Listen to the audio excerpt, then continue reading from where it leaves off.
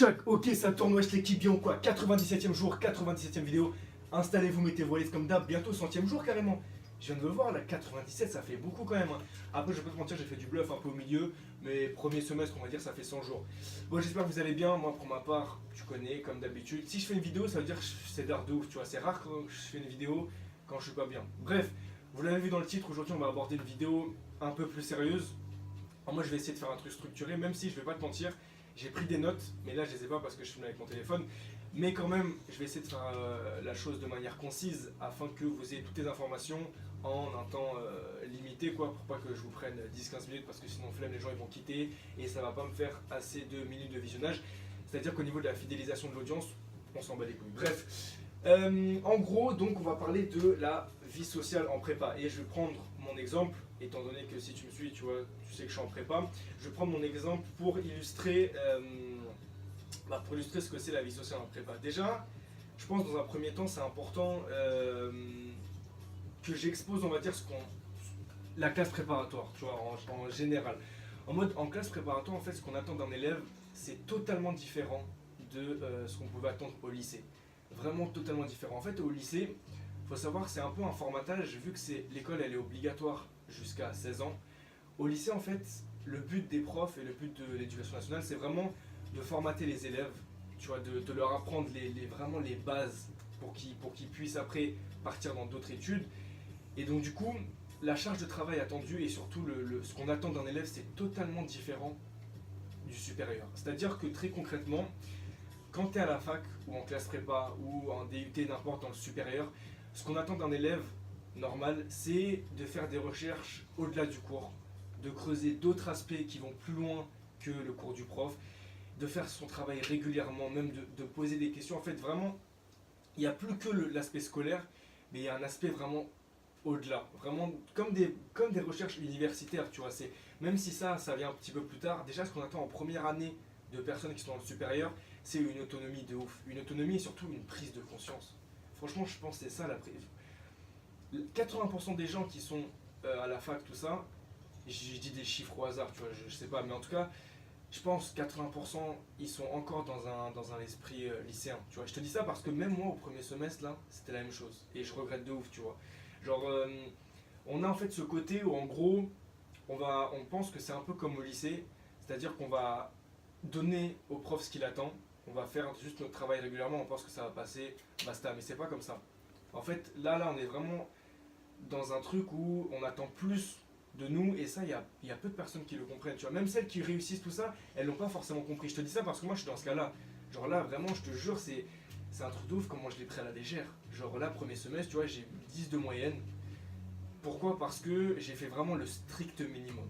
Et je te jure, je suis déçu de moi parce que en vrai, là, ça m'intéresse de ouf, tu vois. Maintenant que je m'y mets, tu vois, je travaille ça sérieusement, ça m'intéresse de ouf. Bref, ça, c'était vraiment la première partie, juste sur la prépa, en gros, parce que c'est différent, tu vois. Pour ceux éventuellement qui voudraient aller en prépa, parce que la vidéo, elle s'adresse à ça, tu vois, genre en mode je pense que je peux largement gratter des vues là-dessus sur les gens pardon, qui refont des recherches, tu vois, pour savoir c'est comment la prépa.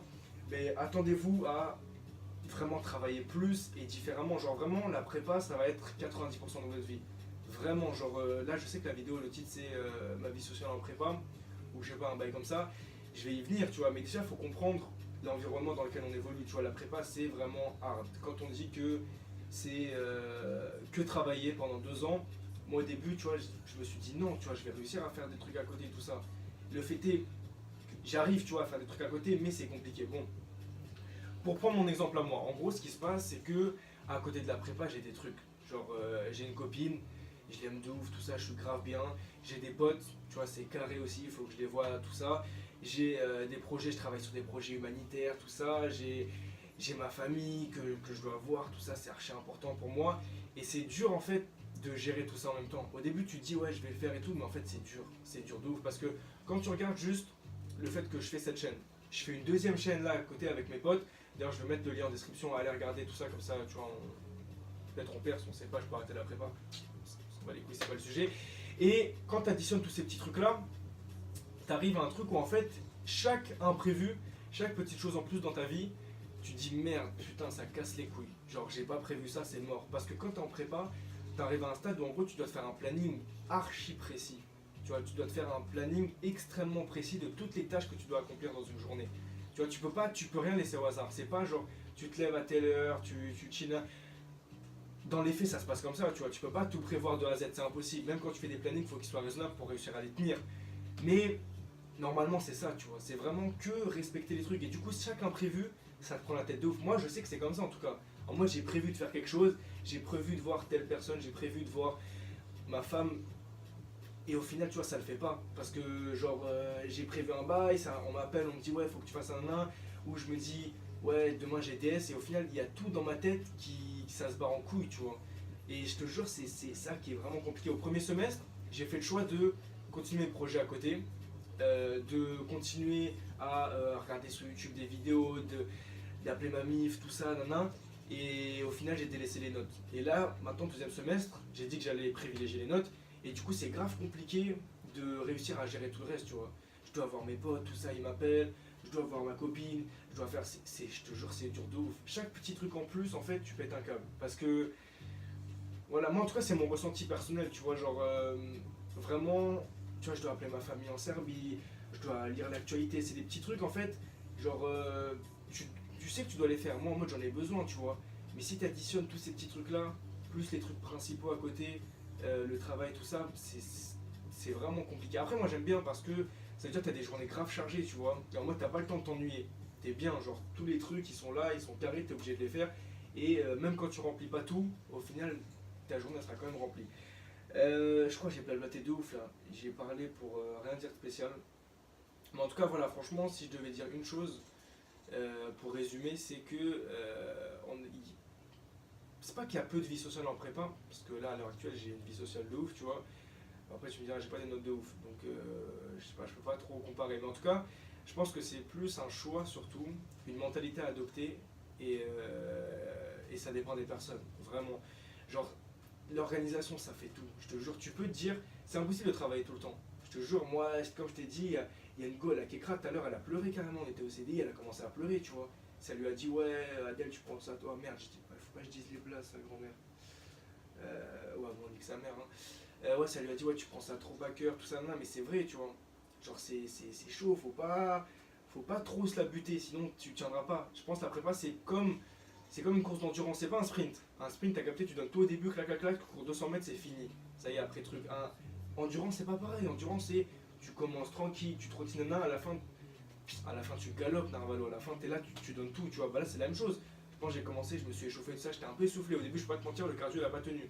Mais là, c'est bon, là maintenant, je commence à sprinter, tu vois. Et c'est là que la différence, ça va se faire, je pense, j'espère.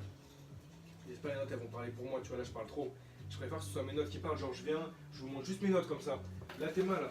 Il a vu ma mère, peut-être. Là, c'est un DS que j'ai rendu, là. 13 sur 20, t'es un ouf. Ça, c'est la première note du second semestre. Tu vois, je pense que ça parle pour moi. Tu vois, la note, si elle avait une bouche, elle t'aurait dit là. Mais elle a pas de bouche, c'est-à-dire que je suis obligé de le dire. Et ça, c'est ma première note, ça, carrément, du second semestre. Bref, là, je sais pas si ça doit faire combien de temps. Je pense que ça doit faire au moins 10 minutes. Un bail comme ça. Et si je devais résumer la vidéo en une phrase, parce que là, je sens, en vrai, j'ai blablaté d'eau, j'ai dit de la D. Hein. Pour les personnes qui me découvrent, ils vont dire, ouais, il part dans le vent. Ah bon, nique sa mère. Si je devais résumer vraiment, voilà, c'est que faut quand même conserver un équilibre de vie qui est sain, dans le sens où tu ne peux pas tout le temps travailler, mais tu peux pas non plus tout le temps voir tes potes, ça c'est impossible. Je pense que le pilier c'est quoi? C'est ta famille, ça c'est le plus important, voir tes parents. Après ça dépend, tu vois, chacun son style familial, chacun, c'est ce que j'ai fait en plus ma dissert, tu vois. Chaque modèle familial est différent, tu vois, mais moi je sais que j'ai grave besoin de mes parents. Moi t'as capté, je range, je leur parle, tout ça, je rigole, hein. Je vois, ils ont le sourire, tu vois, ils sont fiers de moi, ça fait plaisir de ouf. Pareil, ma soeur, tu vois, je suis obligé de lui parler, tout ça, je suis bien, tu vois. Moi j'ai besoin de ma famille. Ensuite, il y a le travail, ça c'est la base, tu vois, ça je pense, j'apprends rien à personne. Faut consacrer un minimum de temps au travail. Et après, le temps qui te reste, faut que tu le répartisses.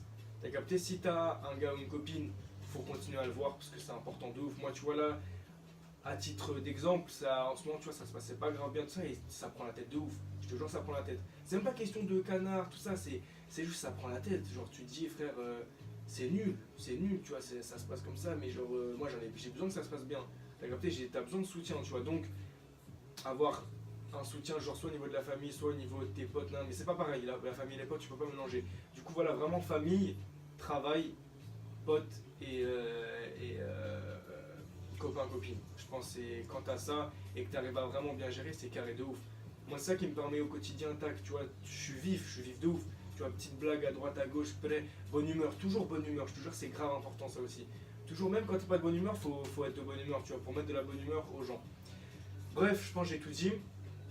En tout cas, pour ma part, même si la vidéo elle est pas forcément elle est centrée sur moi, mais pour ma part, franchement, déjà j'ai tiré un trait sur les réseaux sociaux, ça c'est inévitable. Tu peux pas lire l'actualité, appeler ta famille, passer du temps avec tes potes, avoir 2 chaînes YouTube, tout ça, si t'as des réseaux sociaux, c'est impossible. Moi je préfère passer 30 minutes à me renseigner, là, là je dis en ce moment, je dis ça là.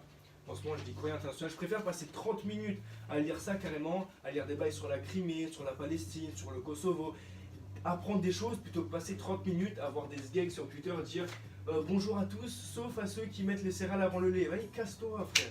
Ça, c'est nul, ça. La vie de ma mère, les gens qui passent leur temps sur les réseaux sociaux, je les comprendrai jamais. Je te jure, mais bref, ça, je pense que je ferai une autre vidéo. Alors, carrément, tête de ma mère, j'écris un livre. La vie de ma mère, j'écris un livre. Et continue à pas me prendre au sérieux. Bref, du coup, franchement, ouais, j'avance de ouf sur les projets, tout ça. Et voilà, moi, franchement, ma vie sociale, là, c'est carré, mais il faut juste que je remonte les notes. Bon, j'espère que je vous aurai un petit peu éclairé. Je pense vidéo longue pour rien, parce que je te jure, elle va faire 10 minutes, mais j'ai même pas fait de trucs concis, tout ça. Je sens que j'ai oublié de dire la moitié des choses.